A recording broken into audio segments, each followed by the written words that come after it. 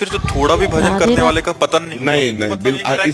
हाँ, इसीलिए तो हम सबको प्रार्थना करते हैं, नाम जप करो, नाम जप करो, कैसे भी करो, भाव से करो, कुभाव से करो, जैसे भी करो। मानो आप बुरी आदत नहीं छोड़ पा रहे हो तो भली आदत पकड़ लो ना।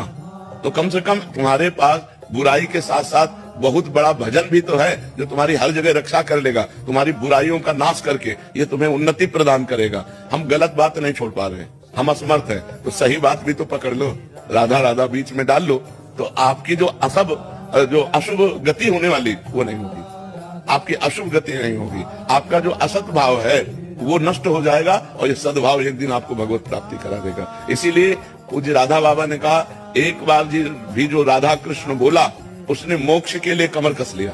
एक बार भी राधा कृष्ण बोला उसने मानो मोक्ष के लिए कमर कस लिया। अब एक बार राधा कृष्ण जो बोला तो उसका पतन नहीं हो सकता, वो नरक नहीं जा सकता, क्योंकि भगवान का नाम उसके पास। ये तो बहुत बड़ी बात है, शब्दों में तो छोटी लगती है। हाँ, तो इसीलिए तो, पर सबकी रति कहाँ होती है इसीलिए कहा गया है कि भगवान जब कृपा करते हैं तो संत संग देते हैं, क्योंकि संत संग से भगवान के नाम रूप लीला धाम में आसक्ति हो जाती है। बिना सत्संग के नाम जप होगा ही नहीं। तो अगर नाम थोड़ा भी जप लिया तो मंगलमय हो जाएगा, उसका पतन नहीं होगा, वो कभी अधोगति को प्राप्त। नामे भक्ता प्रणश्यति अपि चेत सुदुराचारो भजते माम अनन्य भाग साधुरेव समंतव्य सम्यक व्यवसिता। ऐसा सुदुराचारो माने होता सांगोपांग दुराचार करने वाला, भरपूर दुराचार करने वाला। अपि चेत सुदुराचारो, बहुत भारी पापी आदमी, अब उसको सत्संग मिल गया और उसने सुना कि मैंने तो बहुत पाप किए और पाप कर रहा हूं, मेरा कल्याण कैसे हो सकता है? एकमात्र भगवान ही है जो हमारा कल्याण कर सकते हैं।